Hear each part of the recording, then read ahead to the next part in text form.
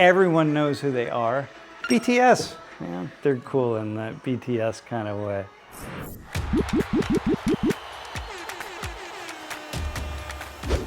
You know, the fact that the Muppets are playing is really big.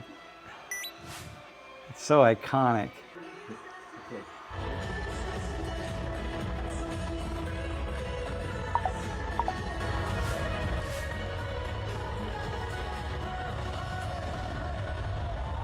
You know, it's really pretty profound that these guys would be performing at this, you know, after such a short period of time. Listen, man. So here,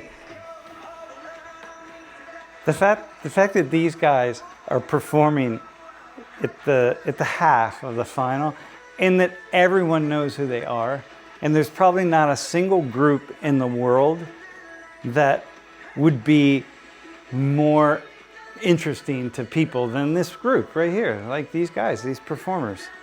BTS, man. There are other people who are at their level, but there's no one that's above them. And they're cool, right? They're cool in that BTS kind of way. Yeah. Hey, I want to talk about the halftime performance at the final FIFA World Cup game. And back in 2018, when I predicted that BTS was going to take over the world. This is BTS. This is the band. This is the band that really has put K-pop on the charts. Look at these guys. This is the future. I didn't have in mind that they'd be playing at halftime at the FIFA World Cup final game. Okay, this is actually bigger than I would have imagined back then.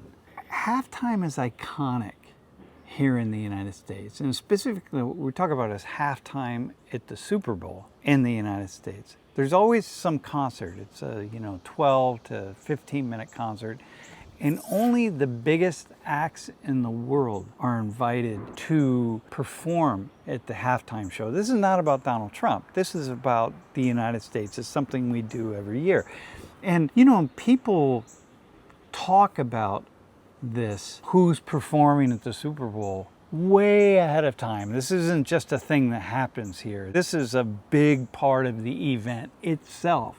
Who's going to play in the game, but more importantly, who's going to perform at halftime. And there are probably people who tune into the Super Bowl mostly just to watch the halftime show, honestly, right? So this is a major thing here in the US. And the World Cup's never had that for 96 years, right? You play the game, then you have halftime, and you have analysts talking about the game, and then you play the second half of the game, right? And it's a short intermission.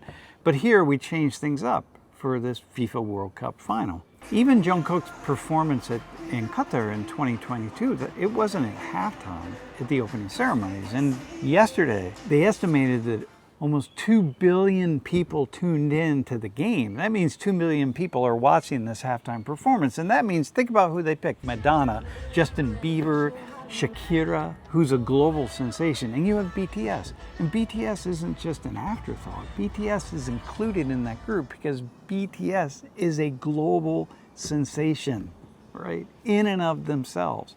And so they've made it. They've arrived. There's no bigger stage anywhere in the world than halftime at the FIFA World Cup that's coming out of the United States in that way. Here we are. This is like a new place. And it's BTS as representatives of the nation of Korea. This is so huge. Like, I don't know that you can go any further in this way. So, I get that there would be a lot of fans who feel like it's kind of disruptive, but you don't understand this part of the United States, right? Again, this halftime show, it's so big. So here, back to the story. So FIFA imagined the biggest stage that could ever be created in the world is the final of the World Cup being played. There's no translator, there's nothing. They put BTS right on that stage. And that's what people wanted, right? BTS. And that's the real story here. It's not that Korea made something that the world liked. It's that the world stopped needing an explanation for Korea's success. And that is what I find so interesting and what I wanted to share with you all today.